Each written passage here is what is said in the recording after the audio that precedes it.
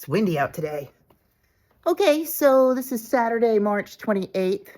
Update for you. Things are very slow in the shop. Our service is not slow. Our service is doing great. Sales, slow, very slow.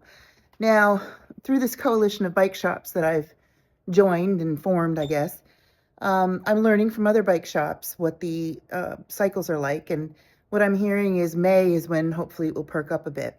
For us, our model is that we have models on the floor, but we also like to let you test ride, and then we order exactly what you want. But we're fine with selling what we have here, because some people come in and they absolutely want something on that day.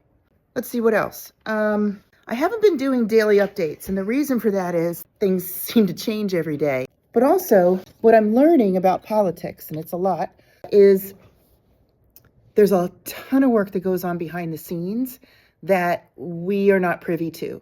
I mean, I guess you know this, but I'm learning. So I have already seen a draft fix bill and a separate bill to address e-motos separately. Don't know if that'll happen or not, but that is what we would like to propose. Now, we have to be united as advocates, and we have to realize that the people who made this law, the people who wrote this law, are not going to just say, yep, oops, made a mistake, and repeal it. They're going to want us to make some concessions. So the question is, what can we accept? And that's where we as bike shops, riders, have to all come together. I don't think that there's any argument at all among lawmakers that the disabled were absolutely affected by this, and nobody has pushed back to me that I've talked with about needing amendments for that. So that's a given. Now, what will the amendments look like? I don't know. What I want is a restoration of class 1 and 2 without any restrictions if possible. But what do other people want? If you were me or you were a bike shop, what would you be okay with conceding?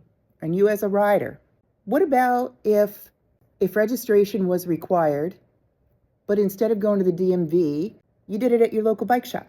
Would that be okay? Easier for you, maybe? If you're a bike shop, are you okay with that? Would that be too much responsibility or work or more added stress to each transaction? Maybe it's a small billable service? Don't know. Insurance? I don't know, guys. I don't think that's going away. But I got to tell you, I don't think it's a bad idea to have your bike insured. Like, we insured Jesse's and our own way before all of this. Even before we had a bike shop, we insured through Velosurance. This is not an ad for them. I get that law enforcement needs some sort of identification for high-speed vehicles, I guess we'll call them. Question is, what's high speed? Is it over 20? Is it over 28? How can they issue a ticket if they don't have a registration with the bike? I mean, these are things we're grappling with. Over here and talk for a minute. About what? The law. Come here. Sucks. Come here. What do you think, Mr. Connor, about the laws? From what I understand, and I've been talking to a lot of people, as it stands right now, the police departments are generally just looking for moped license, helmets. They're not looking for the other stuff as of yet. What about age? Yeah, well, you got to be 15 to have a moped license. So as long as you've got the helmet on and a moped license, I'm pretty sure they're going to let you go as long as you're riding a completely legal bike. We all know what we're talking about, guys.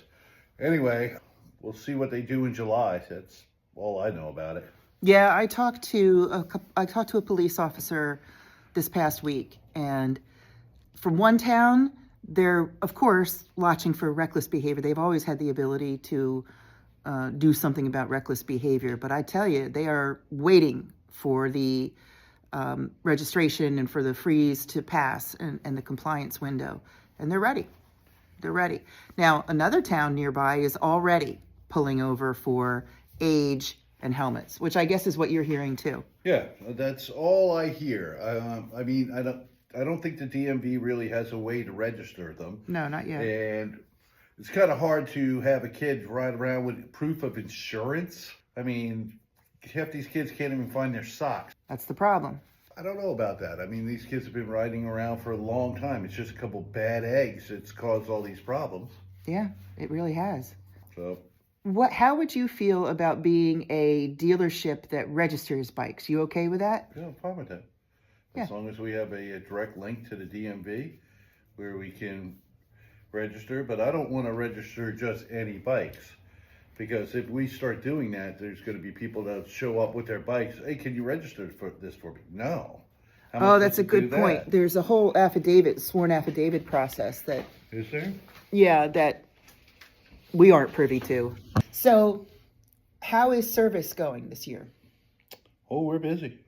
We're Really very busy. busy. Yeah. Sales? I mean, hasn't been terrible, right? We've sold so far since the weather's changed up. We've sold what? Half dozen bikes, more? 5, 6, 7 bikes? In the last few weeks? Yeah. But no, we're getting more and more kids asking about Mac Fox. So, those are going pretty good.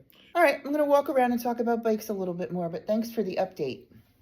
You're on your way. I trapped him.